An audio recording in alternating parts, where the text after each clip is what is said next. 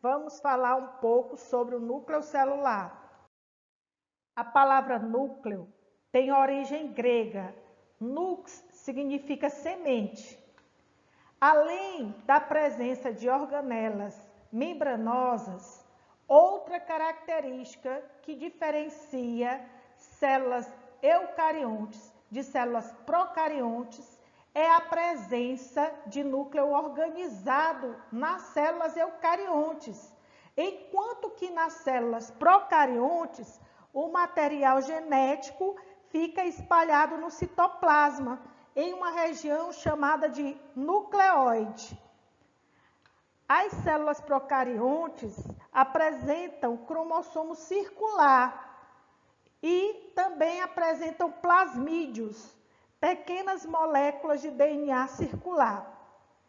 Tanto as células procariontes quanto as células eucariontes apresentam ribossomos, organelas amembranosas, quer dizer, não tem uma estrutura membranosa responsável pela síntese de proteína. Só que os ribossomos encontrados nas células procariontes são menores e quimicamente diferentes dos ribossomos encontrados nas células eucariontes. Na intérfase, período que a célula está se preparando para se dividir, o núcleo se mostra assim, com esses componentes. Cromatina. Cromatina é o material genético, é o DNA associado a proteínas. Descondensado. A cromatina, mesmo ela sendo o DNA descondensado, ela tem regiões de heterocromatina, que são regiões que apresentam um certo grau de condensação.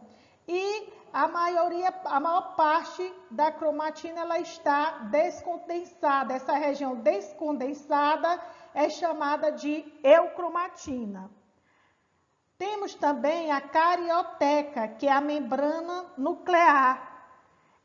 Ela é composta por poros que facilitam a entrada e a saída de moléculas grandes, macromoléculas. O interior do núcleo ele é preenchido por uma solução aquosa chamada de nucleoplasma cariolinfa ou carioplasma. Também no núcleo nós temos uma região onde ocorre síntese de RNA ribossômico, que é chamada de nucleolo. A carioteca, ela é uma barreira entre o núcleo celular e o citoplasma. Ela é formada por duas membranas lipoproteicas, com poros resultantes da fusão dessas membranas. A carioteca ela tem permeabilidade seletiva, quer dizer que ela vai selecionar o que vai entrar no núcleo e o que vai sair. Carioplasma, nucleoplasma ou cariolinfa é uma solução gelatinosa que contém proteínas, enzimas, RNA, nucleotídeos e íons. Nela estão mergulhados os nucleolos e a cromatina. O nucleolo é um corpo denso e arredondado, onde ocorre síntese de RNA ribossômico. Geralmente existe um nucleolo por célula e o seu tamanho está diretamente relacionado com a atividade celular. Em células onde ocorre intensa produção de proteína, o nucleolo ele é mais desenvolvido, ele é maior. A cromatina é formada pela associação de DNA à proteína do grupo das histonas. Ela se apresenta na célula no período da intérfase, que é o período que a célula está se preparando para se dividir. Na cromatina, tem uma região menos densa e geneticamente ativa. Os genes eles estão sendo expressos nessa região, que é chamado de eucromatina. E tem uma região que ela é mais densa e geneticamente inativa. Os genes eles não estão se expressando nessa região. Essa região é chamada de heterocromatina. A heterocromatina ela pode ser constitutiva quando aquela região ela é comum a todo tipo celular do indivíduo. E tem a região de heterocromatina facultativa. São regiões de heterocromatina que existe em um tipo de célula do indivíduo e não existe em outro. A cromatina sexual ou corpúsculo de Barr é encontrada em indivíduos do sexo feminino com o genótipo XX. É uma compensação natural à dupla carga genética dos indivíduos femininos da espécie humana. Um dos cromossomos X fica espiralizados, ou seja, inativados, e somente o outro cromossomo X se manifesta.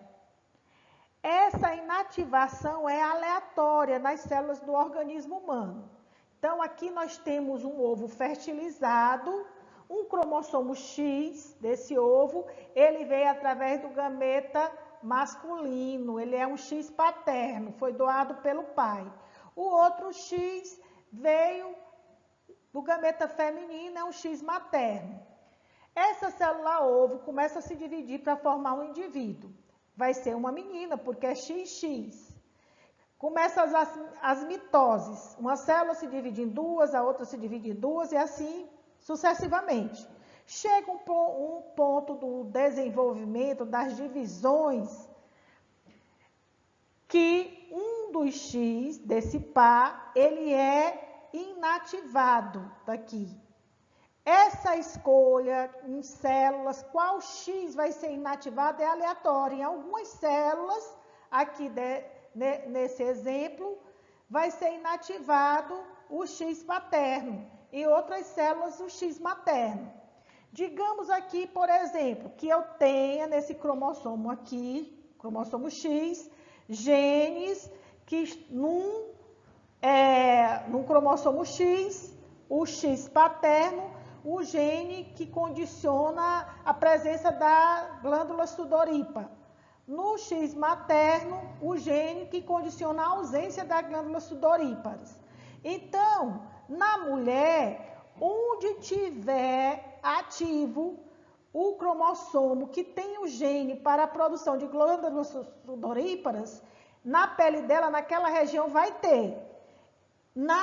No tecido, na região que não tiver ativo, que tiver ativo é o cromossomo que tem o gene que, para a ausência das glândulas sudoríparas, ela não vai apresentar glândulas sudoríparas nessa região.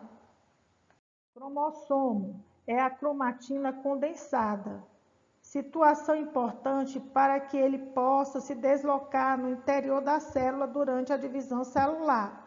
Se ele estivesse sob a forma de longos e finos filamentos, poderiam se enrolar uns nos outros e até perder pedaços, o que acarretaria em perda de informações genéticas.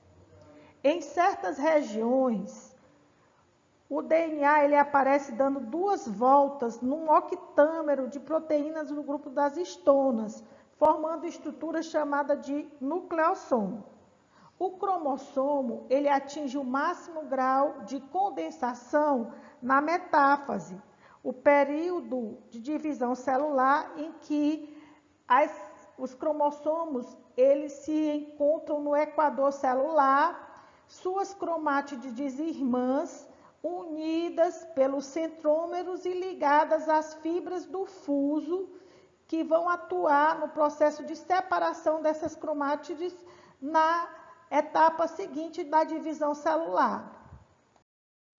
Os cromossomos apresentam um estrangulamento chamado centrômero ou constricção primária. Nessa região fica o cinetócoro, disco ao qual se prende os filamentos do fuso durante a divisão celular.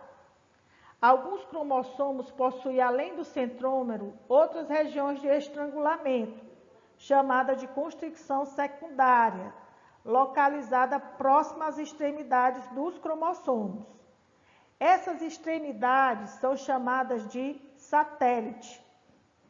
E é nessa região que ocorre produção de RNA ribossômico.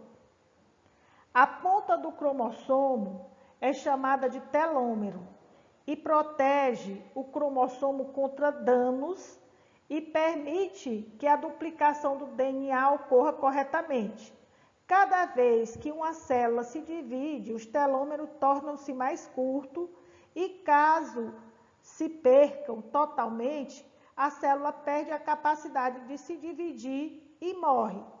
Durante a divisão celular, os cromossomos se apresentam duplicados, com suas cromátides irmãs unidas pelo centrômero.